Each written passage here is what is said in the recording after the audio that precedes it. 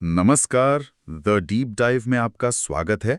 आज 11 दिसंबर 2025 है और हम आज के जरूरी करंट अफेयर्स के पहले भाग पर चर्चा करेंगे। नमस्कार। चर्चा में आगे बढ़ने से पहले एक महत्वपूर्ण सूचना, रोजाना करंट अफेयर्स की पीडीएफ के लिए डिस्क्रिप्शन में जो टेलीग्राम चैनल का लिंक है उसे जरूर फॉलो करें। बिल्कुल। आज हमारे पास विज्ञान, पर्यावरण, अंतर्राष्ट्रीय संबंध और तकनीक से जुड़े कई दिलचस्प विषय हैं। हाँ, और हो सकता है कि इनमें से कुछ विषयों पर हम पहले भी बात कर चुके हों, तो सुनने वालों के लिए ये एक अच्छा रिवीजन भी हो सकता है। सही बात है। तो चलिए इस पर विस्तार से चर्चा शुरू करते हैं। शुरुआत करते हैं एक नई खोज से। अच्छा। हाल ही में जूलॉजिकल सर्वे ऑफ इंडिया यानी जीएसआई के वैज्ञानिकों ने पूर्वोत्तर भारत में जंपिंग स्पाइडर की 2 नई प्रजातियों की पहचान की है। इनके नाम हैं एसेमोनिया डेंटिस और कोलिटस नोंगवार। जी, ये खोज मेघालय में हुई है और जैसा कि हम जानते हैं मेघालय जैव विविधता के लिहाज से एक बहुत ही महत्वपूर्ण क्षेत्र है।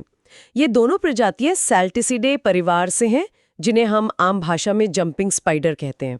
अच्छा, तो जंपिंग स्पाइडर मतलब ये वो मकड़ियां हैं जो जाला नहीं बुनती हैं ना? बिल्कुल, ये जाला बुनने वाली पारंपरिक मकड़ियों से एकदम अलग होती हैं। ये तो अपने शिकार पर घात लगाकर हमला करती हैं और पलक झपकते ही बस छलांग लगा देती हैं। इनकी नज़र बहुत तेज होती है। वाह। अच्छा, इन दोनों प्रजातियों के नामों में कुछ खास बात लग रही है। जैसे एसेमोनिया डेंटिस का नाम डेंटिस क्यों रखा गया? इसका नाम डेंटिस इसलिए रखा गया क्योंकि जो नर मकड़ी होती है उसके पाल्पल फीमर पर एक दांत जैसा उभार होता है।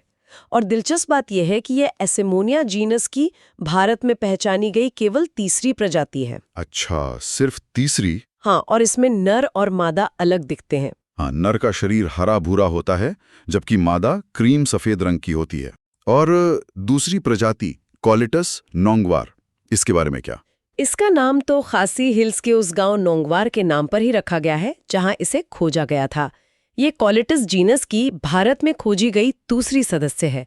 इसमें नर और मादा दोनों का शरीर लाल भूरे रंग का और पेट हल्का भूरा होता है। तो ये खोज पूर्वोत्तर भारत की समृद्ध जैव विविधता को दर्शाती है, जो परीक्षा के दृष्टिकोण से भी महत्वपूर्ण हो जाती है। जी हाँ, बिल्कुल। चलिए अब जरा तकनीक की ओर बढ़ते हैं, खासकर कृषि क्षेत्र में। चेन्नई की एक डीप टेक ड्रोन कंपनी एविरोरिक्स ड्रोन्स ने एविस्प्रे 10C नाम का एक नया कृषि ड्रोन लॉन्च किया है। हाँ, और इस ड्रोन में जो सबसे दिलचस्प बात है वो है इसका साइज। ये सामान्य कृषि ड्रोन से 53% छोटा है। मतलब इतना छोटा कि इसे बैकपैक में रखकर स्कूटर या साइकिल पर भी ले जाया जा सकता है। अरे वाह। तो इसका उद्देश्य भारत में ड्रोन से कीटनाशकों के छिड़काव की लागत, जटिलता और मैन पावर, इन सब जरूरतों को कम करना है। सही कहा। इसे छोटे किसानों के लिए बहुत सुलभ बनाया गया है और इसकी एक और खासियत ये है कि इसे किसी ऐसी लैब में नहीं बल्कि असल खेतों में टेस्ट किया गया है। अच्छा। इसे गन्ना और धान जैसी फसलों पर 6000 एकड़ से ज्यादा के वास्तविक छिड़काव के अनुभव के आधार पर बनाया गया है। तो इसके फायदे साफ हैं। ट्रांसपोर्ट के लिए बड़ी गाड़ी की जरूरत नहीं, एक ही व्यक्ति से ऑपरेट कर सकता है। और उसकी बैटरी? इसकी बैटरी भी काफी दमदार है। ये एक बार की बैटरी चार्ज में 5 एकड़ तक कवर कर सकता है, जो मौजूदा ड्रोन से 60% ज्यादा है। लेकिन जब ड्रोन हवा में कीटनाशक छिड़केगा तो सटीकता और सुरक्षा का सवाल तो आएगा ही। उसका क्या? उसका भी ध्यान रखा गया है। इसमें टेरेन फॉलोइंग रडार और टकराव से बचने वाले सिस्टम हैं। साथ ही अलग-अलग फसलों के लिए अलग-अलग नोजल और बदलने योग्य केमिकल टैंक की सुविधा भी है। ये कृषि में प्रौद्योगिकी के उपयोग यानी GS3 का एक बेहतरीन उदाहरण है। अब अंतरिक्ष की बात करते हैं। इसरो ने बताया है कि भारत की पहली सौर वेधशाला आदित्य L1 ने मई 2024 में आए 2 दशकों के सबसे शक्तिशाली सौर तूफान के असामान्य व्यवहार को समझने में वैज्ञानिकों की मदद की है। तो चलिए पहले ये समझते हैं कि ये सौर तूफान आखिर होता क्या है। देखिए, सौर तूफान जो है वो सूर्य से निकलने वाले कणों, ऊर्जा और चुंबकीय क्षेत्रों का एक अचानक और बहुत शक्तिशाली विस्फोट है।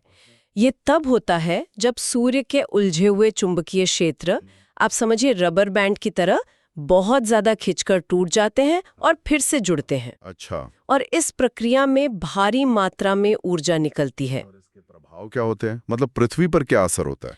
इससे 3 चीजें हो सकती हैं। एक तो चमकदार रोशनी जिसे सोलर फ्लेयर कहते हैं, दूसरी तेज गति वाले कणों की बौछार जिसे रेडिएशन स्टॉर्म कहते हैं, और तीसरी सौर पदार्थ का एक विशाल बादल जिसे कोरोनल मास इजेक्शन या सीएमई कहते हैं। और ये सीएमई ही सबसे खतरनाक होता है ना? हाँ, जब यह पृथ्वी की ओर आता है तो यह हमारे चुंबकीय क्षेत्र में गड़बड़ी पैदा करता है, जिसे भूचुंबकीय तूफान या जियोमैग्नेटिक स्टॉर्म कहते हैं। इससे हमारे सैटेलाइट्स और पावर ग्रिड फेल हो सकते हैं। बिल्कुल, इससे radio blackout, power grid failure हो सकते हैं और ध्रुवों पर सुंदर ऑरोरा भी दिखाई देते हैं। खैर, पृथ्वी का वायुमंडल और चुंबकीय क्षेत्र हमें इसके सीधे नुकसान से बचाते हैं। तो इसमें आदित्य L1 की भूमिका क्या है? देखिए, आदित्य L1 को सूर्य पृथ्वी प्रणाली के लैग्रेंजियन बिंदु 1 यानी L1 के चारों ओर एक प्रभामंडल कक्षा में स्थापित किया गया है, जो पृथ्वी से लगभग 15 लाख किलोमीटर दूर है। और इस बिंदु का फायदा ये है कि यहाँ से सूर्य को बिना किसी ग्रहण या रुकावट के लगातार देखा जा सकता है। एकदम सही। इसके साथ पेलोड सूर्य के विभिन्न परतों का अध्ययन करते हैं, जिससे हमें सौर तूफानों को बेहतर ढंग से समझने में मदद मिलती है। ये भारत की अंतरिक्ष क्षमताओं का एक महत्वपूर्ण प्रमाण है। चलिए, अब पर्यावरण की ओर रुख करते हैं। हरियाणा के सुल्तानपुर राष्ट्रीय उद्यान में तापमान गिरने के साथ ही प्रवासी पक्षियों की संख्या में उल्लेखनीय वृद्धि देखी गई है। हाँ, ये हर साल सर्दियों में देखने को मिलता है। ये राष्ट्रीय उद्यान हरियाणा के गुड़गांव जिले में स्थित है और मुख्य रूप से एक दलदली झील और बाड़ा के मैदानों से बना है।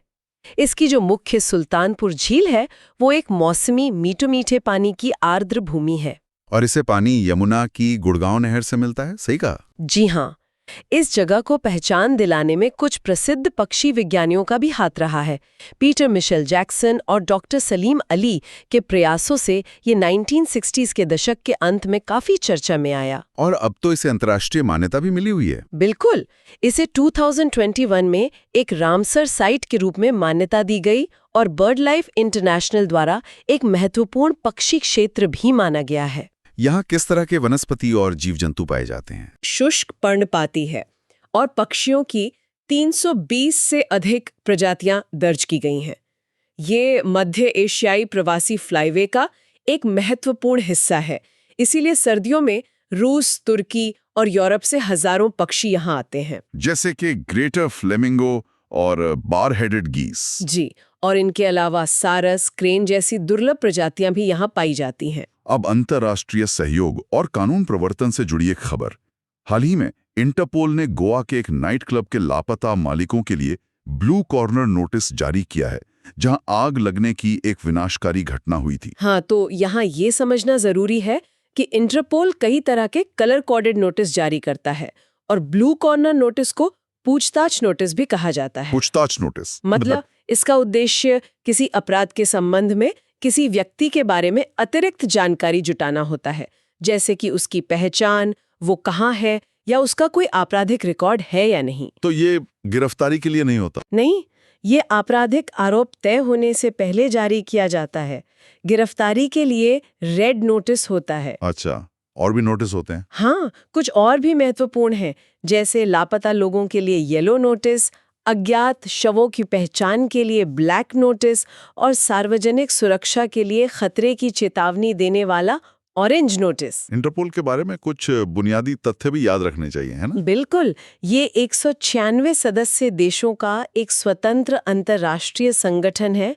भारत 1949 में इसका सदस्य बना और इसका मुख्यालय लियोन, फ्रांस में है। अब पर्यावरण से जुड़ी एक चिंताजनक खबर। एक नए अध्ययन में पाया गया है कि 2004 और 2011 के बीच 60,000 से ज्यादा अफ्रीकी पेंगुइन सार्डीन मछलियों के स्टॉक में गिरावट के कारण भूख से मर गए। ये बहुत ही दुखद है और ये जलवायु परिवर्तन के खाद्य श्रृंखला पर पड़ने वाले विनाशकारी प्रभाव का एक सीधा उदाहरण है। अफ्रीकी पेंगुइन, जिसका वैज्ञानिक नाम स्फेनिस्कस डिमेरिसिस है, ये दक्षिण अफ्रीका और नामीबिया के तटों पर पाया जाता है। इनकी कुछ खास शारीरिक विशेषताएं भी हैं शायद। जी, इनकी छाती पर एक काली धारी और काले धब्बों का एक अनूठा पैटर्न होता है। हर पेंगुइन का पैटर्न अलग होता है, फिंगरप्रिंट की तरह। इनकी आंखों के ऊपर गुलाबी ग्रंथियां होती हैं, जो गर्मी बढ़ने पर और गुलाबी हो जाती हैं। और ये रहते कहाँ हैं? ये जमीन पर बिल बनाकर रहते हैं, चिंता की बात यह है कि IUCN की रेड लिस्ट में इन्हें गंभीर रूप से संकटग्रस्त यानी क्रिटिकली एंडेंजर्ड के रूप में वर्गीकृत किया गया है। एक और राष्ट्रीय उद्यान चर्चा में है। पश्चिम बंगाल के बुक्सा टाइगर रिजर्व में 4 महीने का एक बड़ा वन्यजीव सर्वेक्षण शुरू हुआ है। हाँ, बुक्सा टाइगर रिजर्व रणनीतिक रूप से बहुत महत्वपूर्ण है। ये पश्चिम बंगाल के जलपाईगुड़ी जिले में स्थित है और इसकी उत्तरी सीमा भूटान से लगती है। तो ये भारत और भूटान के बीच हाथियों के प्रवास के लिए एक अंतर्राष्ट्रीय गलियारे के रूप में काम करता है। बिल्कुल, ये सिर्फ बाघों के लिए ही नहीं बल्कि हाथियों के लिए भी बहुत जरूरी है। ये पूर्व में मानस टाइगर रिजर्व और पश्चिम में जल्दापाड़ा नेशनल पार्क से भी जुड़ा हुआ है। और यहाँ की वनस्पति? यहाँ की वनस्पति को नम उष्णकटिबंधीय वन के रूप में वर्गीकृत किया गया है और यहाँ बाघ, हाथी, गौर और पेंगोलिन जैसे कई महत्वपूर्ण जीव पाए जाते हैं। अंतर्राष्ट्रीय संगठनों से जुड़ी एक खबर। हाल ही में IALA की परिषद के 3रे सत्र का उद्घाटन मुंबई में हुआ। IALA यानी international organisation for marine aids to navigation. जी। IALA की स्थापना 1957 में एक गैर सरकारी संगठन यानी NGO के रूप में हुई थी, लेकिन अब यह एक अंतर सरकारी संगठन यानी IGO बन गया है। अच्छा, तो इसका काम क्या है? इसका मुख्य काम दुनिया भर में समुद्री नेविगेशन प्रणालियों में सामंजस्य स्थापित करना और समुद्री सुरक्षा को बढ़ावा देना है। मतलब ये जहाजों की सुरक्षित आवाजाही सुनिश्चित करने में मदद करता है। हाँ, इसका आदर्श वाक्य है, सफल यात्राएं सतत ग्रह। भारत 1957 से ही इसका सदस्य है और इसका मुख्यालय सेंट जर्मन इनले, फ्रांस में है। अब आर्टिफिशियल इंटेलिजेंस की दुनिया से एक महत्वपूर्ण विकास। एक सरकारी वर्किंग पेपर ने सुझाव दिया है कि ChatGPT जैसे AI लार्ज लैंग्वेज मॉडल्स यानी LLMs को ऑनलाइन स्वतंत्र रूप से उपलब्ध सामग्री तक डिफॉल्ट रूप से पहुंच होनी चाहिए। ये एक बहुत बड़ी और कह सकते हैं कि एक जरूरी बहस का विषय है। पहले समझते हैं कि ये LLM आखिर है क्या। यह एक प्रकार का AI प्रोग्राम है जो टेक्स्ट को पहचान और उत्पन्न कर सकता है। इन्हें भारी मात्रा में डेटा पर प्रशिक्षित किया जाता है जो ज्यादातर इंटरनेट से लिया जाता है। तो ये काम कैसे करते हैं? ये डीप लर्निंग का उपयोग करके शब्दों और वाक्यों के बीच के पैटर्न को समझते हैं। ChatGPT, जेमिनी और माइक्रोसॉफ्ट कोपायलट जैसे जितने भी जनरेटिव AI टूल हैं, वो सब इन्हीं LLMs पर आधारित हैं। तो इस सरकारी सुझाव का मतलब क्या है और इस पर विवाद क्यों है? इसका मतलब है कि AI को प्रशिक्षित करने के लिए इंटरनेट पर मौजूद पब्लिक कंटेंट का इस्तेमाल करने की अनुमति हो और प्रकाशकों के पास इससे बाहर निकलने यानी ऑप्ट आउट करने का विकल्प न हो। अरे, ऑप्ट आउट का भी विकल्प ना हो? जी, और यही सबसे बड़ा मुद्दा है। ये कॉपीराइट, डेटा उपयोग और AI के विकास से जुड़े कई नैतिक सवालों को जन्म देता है, जो मुख्य परीक्षा के लिए एक बहुत महत्वपूर्ण विषय है। अंत में अंतर्राष्ट्रीय संबंधों से जुड़ी एक खबर। हाल ही में रक्षा सहयोग पर भारत ब्रुनई संयुक्त कार्य समूह की पहली बैठक नई दिल्ली में हुई। हाँ, तो मानचित्र के लिहाज से ब्रुनई की लोकेशन जानना जरूरी हो जाता है। यह दक्षिण पूर्व एशिया में बोर्नियो द्वीप के उत्तरी तट पर स्थित है। इसके उत्तर में दक्षिण चीन सागर है और बाकी सभी तरफ से ये मलेशिया से घिरा हुआ है ना? बिल्कुल। इसकी राजधानी बंदर सेरी बेगावान है। ये राष्ट्रमंडल और आसियान का सदस्य देश है। यहाँ भूमध्य रेखीय जलवायु है, मतलब साल भर गर्म, आर्द्र और वर्षा वाला मौसम रहता है। और ये भारत के लिए क्यों महत्वपूर्ण है? यह दक्षिण पूर्व एशिया में एक प्रमुख तेल उत्पादक है और भारत के साथ रक्षा सहयोग भारत की एक्ट ईस्ट नीति के संदर्भ में बहुत महत्वपूर्ण है। तो ये थी आज की चर्चा, जिसमें हमने नई प्रजातियों की खोज से लेकर कृषि ड्रोन्स, सौर तूफानों पर आदित्य L1 की भूमिका और AI के भविष्य से जुड़े महत्वपूर्ण मुद्दों पर बात की। आज की चर्चा में एक बात जो उभर कर आती है वो ये है कि कैसे तकनीक, पर्यावरण और अंतर्राष्ट्रीय सहयोग एक दूसरे से गहराई से जुड़े हुए हैं। चाहे वह कृषि में ड्रोन का उपयोग हो या जलवायु परिवर्तन का पेंगुइन पर असर या फिर समुद्री सुरक्षा के लिए वैश्विक सहयोग। बिल्कुल। और सोचने के लिए एक विचार ये है कि जब LLMs जैसी AI तकनीक को इंटरनेट पर मौजूद सभी सूचनाओं तक पहुंच मिल जाएगी, तो ज्ञान के सृजन और सत्यापन की प्रक्रिया कैसे बदलेगी? इस पर विचार जरूर कीजिएगा। जरूर। अगर आपको ये विश्लेषण पसंद आया तो इसे लाइक और सब्सक्राइब करना ना भूलें। हम कल इसके दूसरे भाग के साथ फिर मिलेंगे। धन्यवाद।